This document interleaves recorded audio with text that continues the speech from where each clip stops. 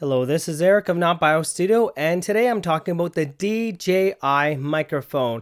We're going to find out in this video if this is the one to get, how it compares to Rode Wireless Go, what are some issues it may have, and what are some ways that the DJI microphone is better than others. Well, we're going to find out in this video, and coming soon is going to be what I call, for the rest of the videos, the month of silence, where you learn how to get rid of hiss in your audio. To improve your audio experience, so you don't have to worry about if your microphone is hissy, how can you improve it and make it sound like it wasn't there in the first place. In that video, we're going to go through Dialog Enhance 2, my least favorite program, but the easiest one to use if you know how to use it. And we're going to go through DaVinci Resolve, how to improve your audio with that. We're going to go through Audacity as well as Isotopes RX to improve your audio of different hiss. Watch for that in the coming month. Now let's get started.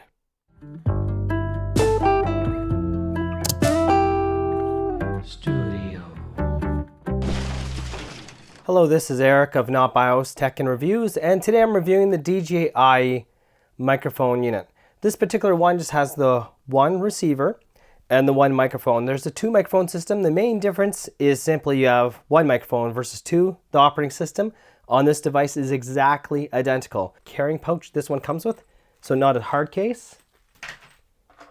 It comes with this type of cable, USB Type A for your wall and USB Type C for charging of this unit.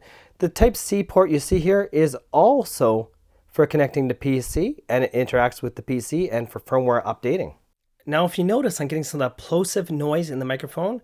So if you're in a studio speaking, and if you speak with much force, you'll either have to have your unit covered or use the little fur muff and improve your audio in a studio environment, especially when you're speaking with much force at all.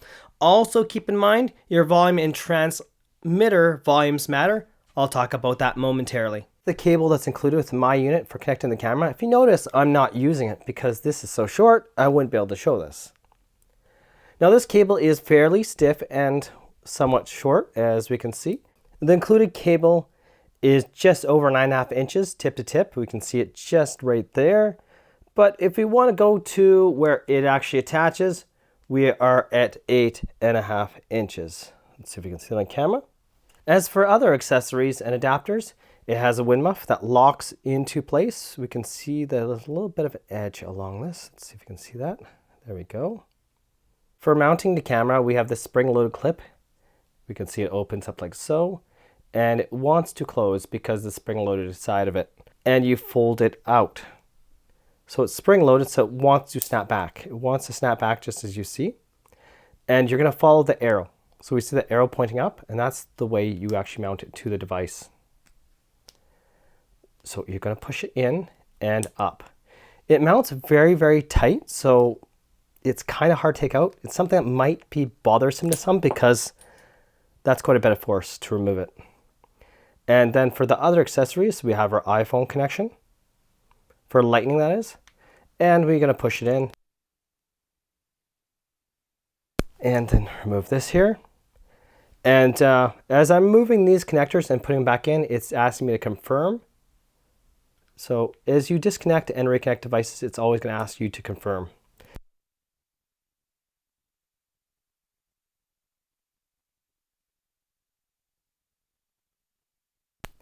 And it works with my Android phone just fine. I use Open Camera because it's very clean sound, and you could use the Shure Motive app, but I found it sounds a little more compressed. Now for a quick overview of this device here, what we have the USB charging the power, we have the connection to our phone adapters, we have the charging case connector that's still on this, we have our headphone, and we have the line out, and that sums that up. For the microphone, we have our mic, and we have our lavalier, we have our USB charging, we have our power button right here, we have the charging case adapter here, we have our internal recording button right there, and it vibrates when you press the record button, and it has our link button, that's for linking to a new device or a different device, and we have our magnet that sticks to the back very, very tightly. Now for putting it into your pouch, normally the receiver goes in here, the big side. Your microphone would go into the small little pouch on top here, and everything else just sits inside. So for accessories, there's nothing fancy like the charging case has. Everything just simply plops into place. Not as elegant as a hard case like the charging case, but it takes up less room. And if you're not using your accessories all the time and you're using it for a certain purpose, it does the job. There you go. Got a little carrying case and a little carrying handle. So that's going to save room in your camera bag. Right now we can see I'm actually recording. I actually pressed the button by accident on the device while playing around with it, and you can see the red light on my microphone right here. So this will interact with this device. So if I want to stop recording, I just press it on there, or I simply press it on the side right here. So we have the button there, and that allows us to record. Let's see, I'm going to try that again. There we go. And there we go again. I had some people ask me if you can record without the receiver being on. Yes, you can. All I do is I'll just press the power button. So let's go right up here, and we can see right now the light's on. I'll turn the power off.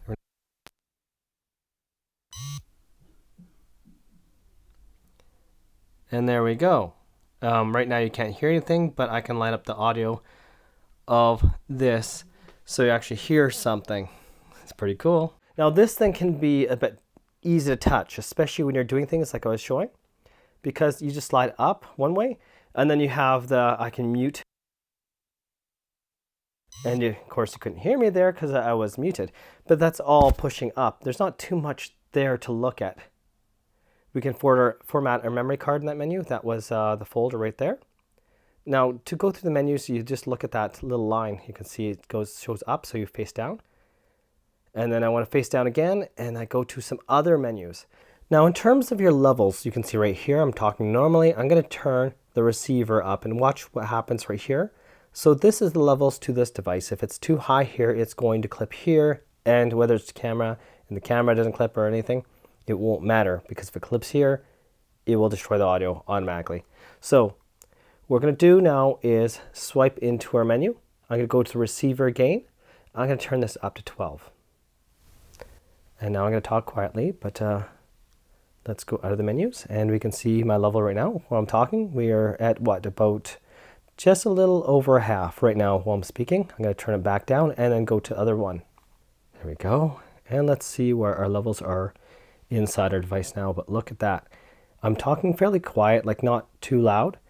And on this one, the microphone, it's gone way up from just a little over half to almost peaking. So our microphone is the one you don't want to turn up if you're wanting to avoid clipping. So transmitter, leave that one the lower side. In case there was any confusion, the microphone volume is the one you want low, and the receiver volume, the receiver's the unit with the LED faceplate on it where you can select things. The receiver is the one you want to turn the volume up if you don't want to clip your audio. The higher the microphone level is, the easier it is to clip your audio by mistake. We also have a low cut, and if I want to turn on or off, I press that again. And I can choose on or off. Even the record section has a lock, so we don't mistakenly turn it off. So if I press the record button, I don't want it accidentally turned off, it's going to lock. That's pretty cool that way. So I can stay recording and not turn off by accident. And we also have the option to auto record. So I turn the power on and it automatically records if that's what I want. With this receiver, just like if I had the 2 microphone model, we can actually select our device. And, we also have the safety channel option. And we can change it to stereo. That's only come through one speaker. And we have our mono option. So just like the regular unit, the firmware, the setup is the same. If you notice, the sound was kind of high pitched. Well, it cuts off a little too much of the low end. So I recommend leaving low cut to off. One thing that's cool is we do also have a headphone volume. The headphone volume itself is pretty clean. Let's switch over. Since I just switched over, it's asking me to confirm. And we can see I'm like right down in volume, but it's still give me decent volume, but let's see if they go up. So we can see I'm getting pretty decent volume, but I'm gonna just turn it up without speaking because you can hear audio hits as they go up. But that goes with anything. Don't max it out if you want clean audio.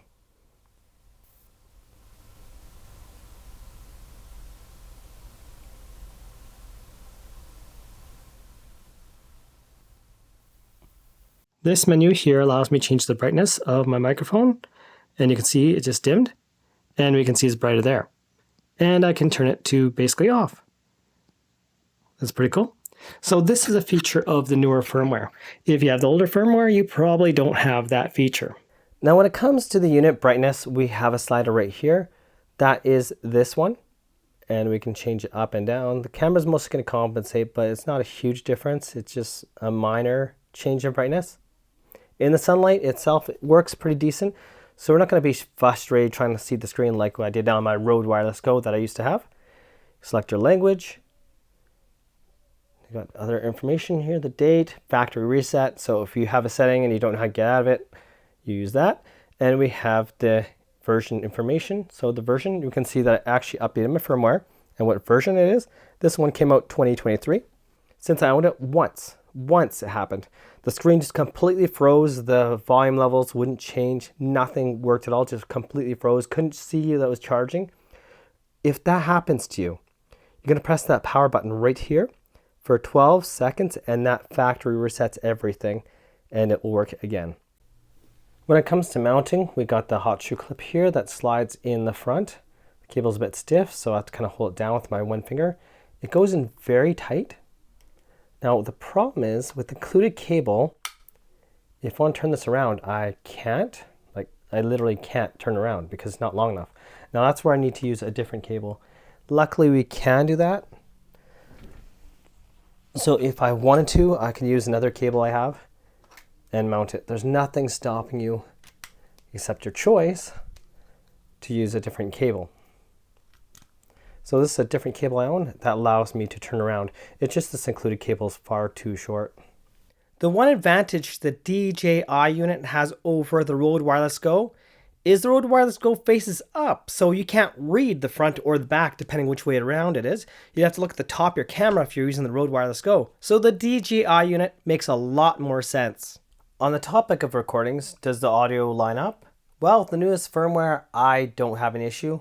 Let me show you what I quickly recorded previously to show that 9 minutes and 30 seconds in has no issues.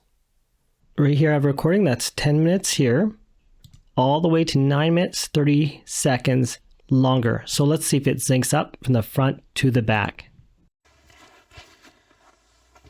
I now have the camera zoomed. Now the camera zoomed in to do this distance test. We can see I'm recording with this microphone, and every 25 feet, I'll be doing a turn.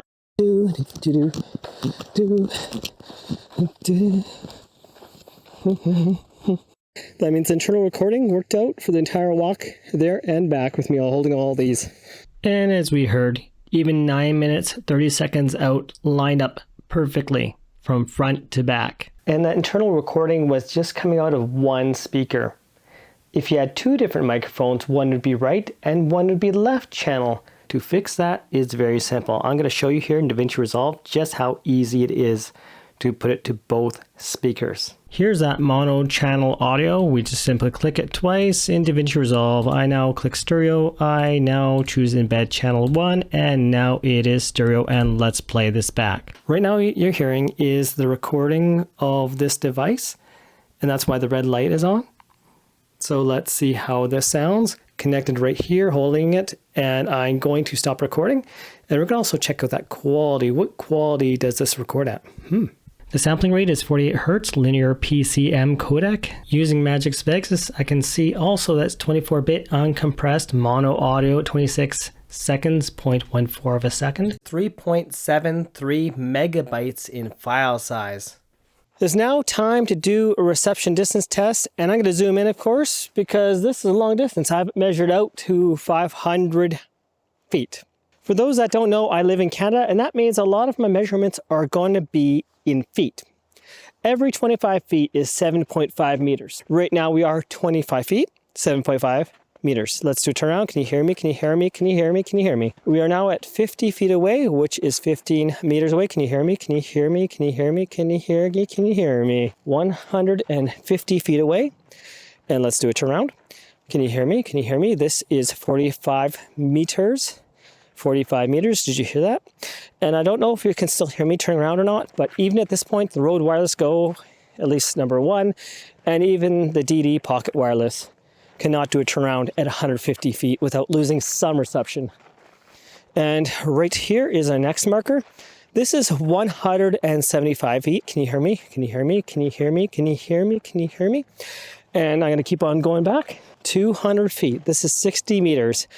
Any further than this, turning a turnaround is unlikely to have any reception because this would be the furthest I've ever turned around. If you ever heard me right now, if you still hear me, 250 feet is right here. 300 feet away, and 300 feet is 90 meters. And we are the next marker here, 350. We are still going. Can you still hear me? As you can hear, as you can see, we're far away. This here is 500 feet away. 600 feet away is 150 plus 30 is 180 meters away. Beats me if you can hear me, but if you can, this would be absolutely ridiculous. Right now I'm outside without the wind muff. How am I coming through? Then I have the wind muff right here to test it out to see the difference. How am I coming through using the wind muff? And the wind muff sticks on very well. It's not going to fall off unless you just didn't lock it in. It holds, like I said, pretty decently. You have to use, yeah, I kind of have to. There we go. So it's going to hold in place. It's not going to fall off on you. Not like the RØDE Wireless Go 1. The RØDE Wireless Go 2 is kind of a partial spin. I think this holds on a bit better. Now let's quickly do a test. Testing, 1, 2, 3. Testing, 1, 2, 3. Testing, 1, 2, 3. Testing, 1, 2, 3. How am I coming through? So just to be forthcoming, until you get lined up with the microphone, this is a real pain, especially if you try to do it with one hand. It's not happening. Right now I'm talking to you using the Open Camera app connected to my Android mobile phone. How am I coming through? The microphone's right here. Have a little furry thing on it just for the fun of it. And it comes through well on basically any USB device, as long as you don't have too much echo in your room, that is, because it picks up every little sound. Now we're hearing OBS, but let's test some other programs. I have actually some decent volume right now, so I'm almost clipping. And let's test Mixcraft to see how it is volume-wise and sound-wise. I'll transport the audio. We are now listening to Mixcraft. If you notice, you could probably hear me walking around, but this microphone picks up every little tiny sound. Even the elevator, any sound around me, it's all picked up. Right now we're using the DD Lav with the DA35 with microdot. How am I coming through? Mind you, I have to leave it slightly out of the connector as you see here. Otherwise, it just doesn't work. Right now you're hearing the X5 LV2. How am I coming through? Again, it doesn't like locking type microphones. And I have my DJI connected to this lavalier. Let's listen to the sounds to see if it's comparable.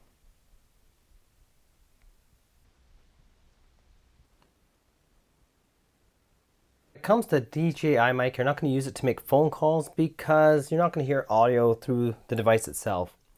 In fact, if you decide to use it for Teams, Skype, or whatever, you're going to have to connect a USB headphone to your PC, or just simply a wireless headphone so you can walk around if you want to use it as a wireless device.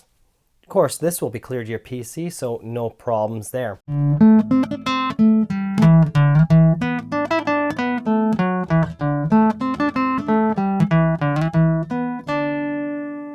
So the guitar playing you heard was actually connected to my DJI. The lavalier port, it's just connected this here, a 3.5mm stereo, and a 1/4 inch. And I turned the mic down somewhat because it was fairly loud and caused distortions, and it was connected to my mobile phone. Mind you, I wouldn't recommend recording guitar with this device. It's not that great, especially with the high-pitched sounds. Of course, it sounded okay with me playing there, but as soon as I go to high-pitched sounds, it doesn't sound great.